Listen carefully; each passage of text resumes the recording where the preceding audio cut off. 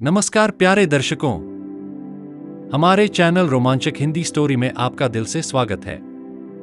आज हम आपके लिए एक बेहद प्रेरणादायक और भावनात्मक कहानी लेकर आए हैं, जिसका नाम है गाय की कहानी और बेटे का बदलता दिल। यह कहानी हमें रिश्तों की गहराई, जीवन के महत्वपूर्ण सबक और परिवार की असली अहमियत का एहसास कराएगी। तो चलिए इस भावनात्मक यात्रा की शुरुआत करते हैं। हरे भरे खेतों और शांत वातावरण से घिरे एक छोटे से गांव में एक बूढ़ी और सुंदर गाय रहती थी। यह गाय गांव के लिए बेहद खास थी। उसके सफेद और हल्के भूरे रंग की धारियां उसकी खूबसूरती को और बढ़ा देती थीं। उसकी बड़ी बड़ी आंखें ऐसी लगती थीं जैसे उनमें सारी दुनिया की गहराई समाई हो, मानो वे हर किसी का मन पढ़ सकती हों। उसकी आंखों में ऐसा सुकून था कि उसे देखकर किसी भी व्यक्ति का दिल खुश हो जाता और वह अपनी सारी चिंताओं को भूल जाता। उसके चेहरे पर हमेशा एक दयालु और शांत मुस्कान रहती थी, जो हर किसी को अपने आंचल में समेटने का एहसास देती थी। गांव वाले उसे गौ माता कहकर पुकारते थे और उसकी पूजा करते थे। उनका मानना था कि गौ माता में एक दिव्य शक्ति थी। यह शक्ति मानो भगवान का वरदान थी, जिससे गौ माता हर किसी के जीवन में सुख और शांति लाती थी। लोग अक्सर अपनी परेशानियां लेकर गौ माता के पास आते, उनकी कहानियां सुनते और उनके जीवन में अद्भुत बदलाव महसूस करते। उसी गांव में रामू नाम का एक लड़का रहता था। वह अपने माता पिता का इकलौता बेटा था। रामू के माता पिता ने अपनी पूरी जिंदगी उसकी खुशी और आराम के लिए समर्पित कर दी थी।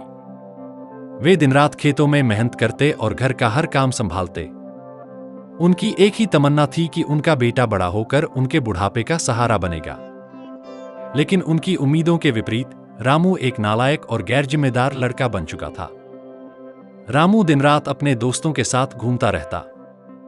उसे न तो पढ़ाई की परवाह थी और न ही अपने माता पिता की चिंता। वह जुआ खेलता, गली मोहल्ले में भटकता और हर काम से जी चुराता। उसकी हरकतें देखकर गांव वाले भी उसकी आलोचना करते थे। रामू के माता पिता अब बूढ़े और कमजोर हो चुके थे। उनके शरीर थकान से टूट चुके थे, लेकिन उनका दिल अभी भी अपने बेटे के सुधरने की उम्मीद में धड़कता था। वे बार बार रामू से विनती करते, बेटा, अब हमारी उम्र ढल रही है। हमारी हालत देखो। हम तुम्हारे बिना कुछ नहीं कर सकते। थोड़ा हमारा सहारा बनो। हमें ज्यादा दिन तुम्हारे साथ रहने का मौका नहीं मिलेगा। उनकी आवाज में दर्द और ममता दोनों झलकते थे।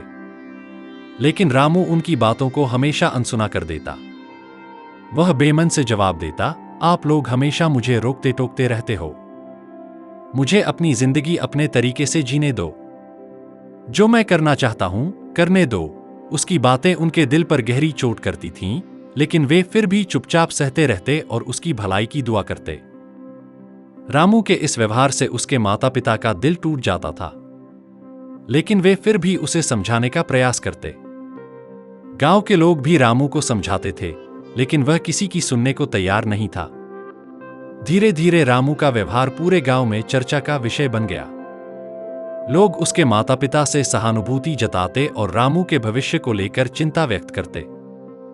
लेकिन रामू अपनी ही दुनिया में मस्त था, बिना यह समझे कि उसका यह रवैया एक दिन उसे और उसके परिवार को कितनी बड़ी मुसीबत में डाल सकता है।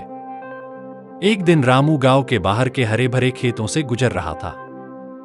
हवा में ताजगी थी, पक्षी चहचहा रहे थे और खेतों में गेहूं की बालियां हल्की हवा के साथ लहराते हुए मानो कोई मधुर संगीत गा रही थीं। रामू का मन उस समय भी हल्के फुल्के मस्ती के मूड में था। उसने सोचा कि यहां से जल्दी निकलकर अपने दोस्तों के साथ कहीं जुआ खेलेगा। लेकिन तभी उसकी नजर सामने मैदान में चरती हुई गौ माता पर पड़ी। गौ माता अकेली खड़ी थीं और धीमे धीमे चारा खा रही थीं। उनके हर हाव भाव में शांति और गरिमा झलक रही थी। अचानक रामू को ऐसा महसूस हुआ जैसे गौ माता उसे ध्यान से देख रही है। उनके बड़े बड़े शांत नेत्र सीधे रामू की ओर निहार रहे थे। उन आंखों में एक अद्भुत चमक थी, जैसे वे कुछ कहना चाहती हों। रामू थोड़ा असहज हो गया। उसने मन ही मन सोचा, ये गाय मुझे इस तरह क्यों देख रही है? क्या मैंने कुछ गलत किया है?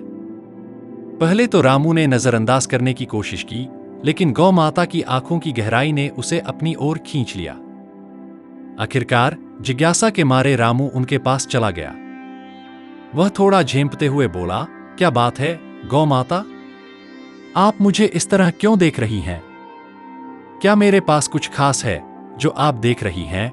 गौ माता ने अपनी शांत और गहरी आवाज में जवाब दिया, जो रामू के कानों में किसी मंत्र के समान गूंजने लगी। उन्होंने कहा, बेटा, तुम्हारे पास अभी कुछ खास नहीं है, लेकिन तुम्हारे भीतर बहुत कुछ बदलने की जरूरत है। जीवन तुम्हारे पास एक अनमोल तोहफा है जिसे तुम व्यर्थ कर रहे हो। अगर तुम सुनने का धैर्य रखते हो तो मैं तुम्हें एक कहानी सुनाना चाहती हूं। रामू पहले तो यह सुनकर चौंका।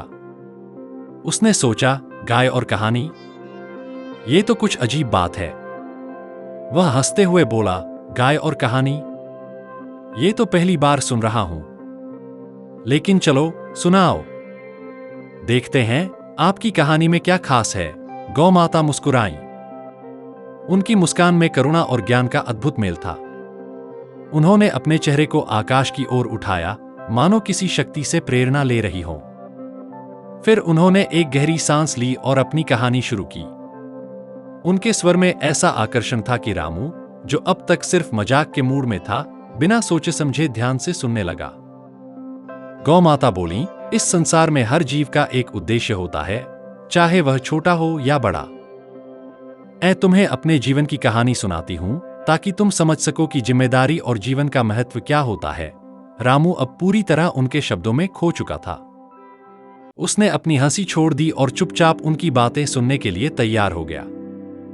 यह एक ऐसी मुलाकात थी जिसने रामू के जीवन को बदलने की शुरुआत कर दी। बहुत समय पहले की बात है। गौ माता ने अपनी गहरी और शांत आवाज में कहना शुरू किया। एक घने जंगल के बीचों बीच एक शिकारी रहता था। वह शिकारी बड़ा ही क्रूर और स्वार्थी था। उसके लिए जीवन का उद्देश्य केवल शिकार करना और ऐशो आराम में समय बिताना था। उसके पास बड़े बड़े हथियार थे और वह अपने शिकार को पकड़ने में माहिर था। लेकिन वह अपने आसपास के लोगों और जीवों के प्रति बिल्कुल भी दया नहीं दिखाता था। उसके माता पिता बूढ़े और कमजोर थे। वे अक्सर उससे विनती करते, बेटा, अपनी जिंदगी को सही दिशा में ले जाओ। यह क्रूरता और स्वार्थ तुम्हें कहीं का नहीं छोड़ेगा। हमारी देखभाल करो, दूसरों के साथ दया और सहानुभूति का व्यवहार करो। लेकिन शिकारी उनकी बातों को अनसुना कर देता। वह हंसते हुए कहता, मुझे तुम्हारी बातों में कोई दिलचस्पी नहीं। मैं अपनी मर्जी का मालिक हूं। मेरा काम शिकार करना है और वही मुझे सबसे ज्यादा खुशी देता है। एक दिन शिकारी जंगल में शिकार की तलाश में निकला। उसके कदम तेज थे और उसकी आंखों में अपने शिकार को पाने की लालसा। अचानक उसने एक खूबसूरत हिरण को देखा। हिरण का शरीर चमकदार था और उसकी चाल में एक अद्भुत फुर्ती थी। शिकारी ने तुरंत अपने तीर को तैयार किया और हिरण का पीछा करना शुरू कर दिया। हिरण बहुत तेज दौड़ रहा था और शिकारी उसके पीछे पीछे जंगल की गहराइयों में बढ़ता चला गया। हिरण भागते भागते एक रहस्यमय गुफा में घुस गया। यह गुफा काले पत्थरों से बनी हुई थी और उसके चारों ओर लताओं की घनी चादर थी। शिकारी ने बिना कुछ सोचे समझे गुफा में प्रवेश कर लिया। लेकिन जैसे ही वह गुफा के अंदर पहुंचा, उसे महसूस हुआ कि यह कोई साधारण गुफा नहीं है। गुफा के अंदर का माहौल अजीब था। वहां गहरा सन्नाटा था, लेकिन फिर भी वह जगह किसी अदृश्य ऊर्जा से भरी हुई लग रही थी। गुफा के बीचों बीच एक बूढ़ा साधु ध्यानमग्न बैठा हुआ था। साधु का शरीर दुबला पतला था, लेकिन उनके चारों ओर एक अद्भुत दिव्य प्रकाश फैला हुआ था। उनकी आंखें बंद थीं, लेकिन उनका चेहरा इतना शांत था कि देखकर ऐसा लगता था मानो वह सब कुछ जानते हों। शिकारी गुस्से में चीखते हुए बोला, तुम यहां क्या कर रहे हो? मेरा शिकार कहां गया? मैंने एक हिरण को इस गुफा में आते हुए देखा है। साधु ने धीरे धीरे अपनी आंखें खोली। उनकी आंखों में अपार ज्ञान और करुणा थी। वे शांत स्वर में बोले, यह गुफा तुम्हारे शिकार के लिए नहीं, तुम्हारी आत्मा के लिए है। जो भी यहां आता है, उसे अपनी आत्मा का असली रूप दिखाई देता है। शिकारी ने हंसते हुए कहा, मुझे अपनी आत्मा में कोई दिलचस्पी नहीं। मुझे तो बस मेरा शिकार चाहिए। साधु ने बिना कोई प्रतिक्रिया दिए चुपचाप एक दर्पण उसकी ओर बढ़ाया। यह दर्पण साधारण नहीं था। जैसे ही शिकारी ने दर्पण में देखा, उसकी आंखें फटी की फटी रह गईं। उसने अपनी आत्मा को एक काले और डरावने राक्षस के रूप में देखा। राक्षस की आंखें लाल थीं, उसके नुकीले दांत बाहर निकले हुए थे और उसके चेहरे पर क्रूरता साफ झलक रही थी। शिकारी घबराकर पीछे हट गया और चीखते हुए बोला, यह मैं नहीं हो सकता, यह झूठ है, मैं ऐसा नहीं हूं। साधु ने शांत स्वर में कहा, यह तुम्हारे कर्मों का प्रतिबिंब है। तुमने अपने माता पिता की सेवा नहीं की, दूसरों को तकलीफ दी और केवल अपने स्वार्थ के बारे में सोचा। तुम्हारे कर्मों ने तुम्हारी आत्मा को इस रूप में बदल दिया है।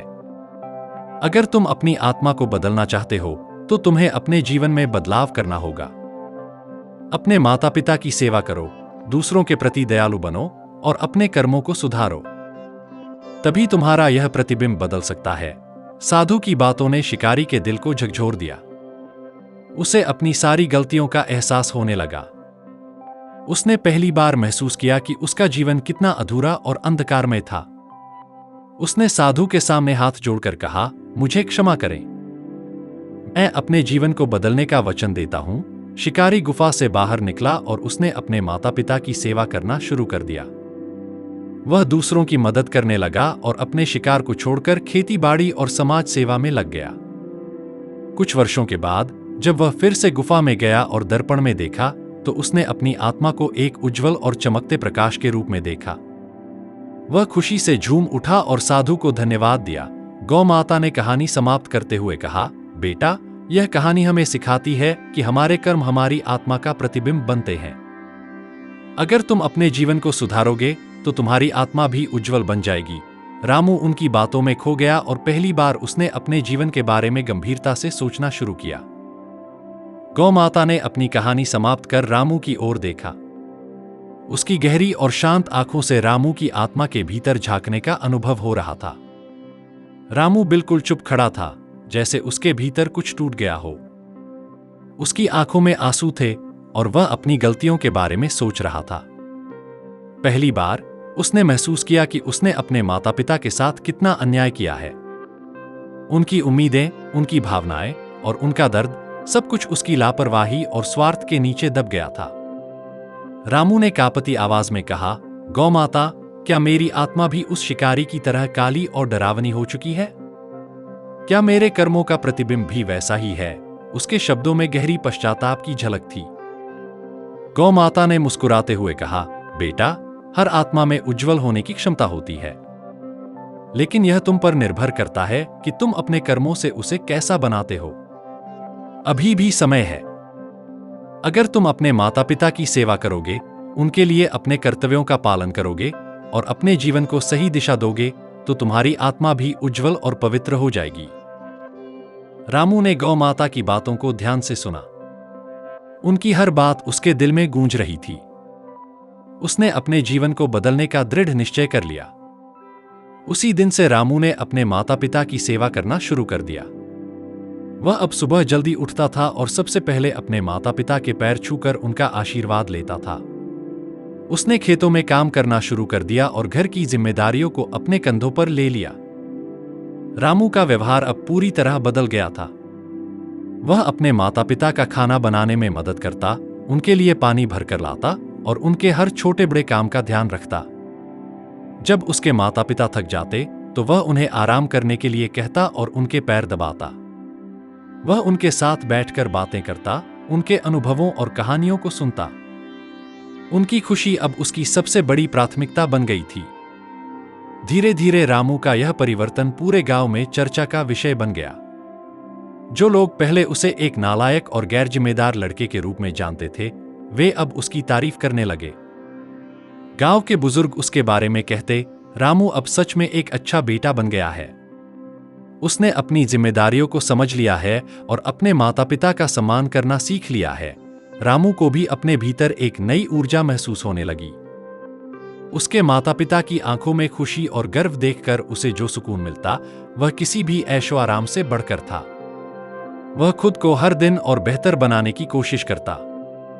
उसका स्वभाव इतना बदल गया था कि अब वह दूसरों की मदद करने में भी खुशी महसूस करता।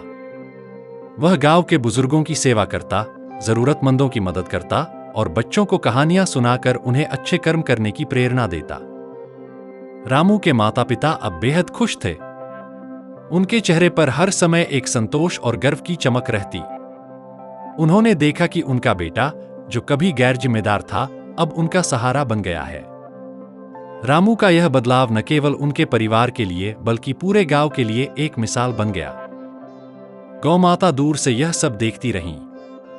उनकी आंखों में गर्व था, क्योंकि उन्होंने रामू को उसकी आत्मा का असली मार्ग दिखाने में मदद की थी। रामू के जीवन में यह बदलाव उसकी आत्मा की रोशनी का प्रतीक था, जो अब उज्जवल और पवित्र हो चुकी थी। यह कहानी हमें यह सिखाती है कि हमारे कर्म ही हमारी आत्मा का सच्चा प्रतिबिंब होते हैं।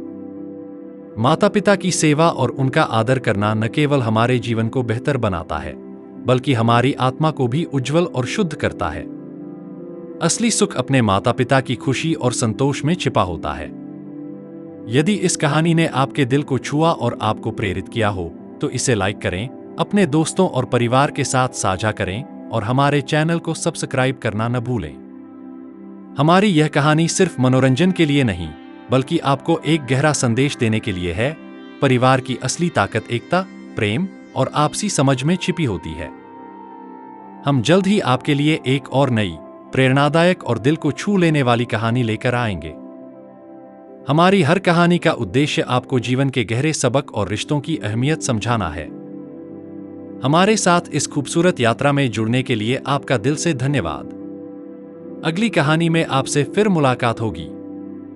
तब तक अपना ख्याल रखें, अपने अपनों से प्यार करें और यह हमेशा याद रखें कि परिवार हमारी सबसे बड़ी पूंजी और शक्ति है।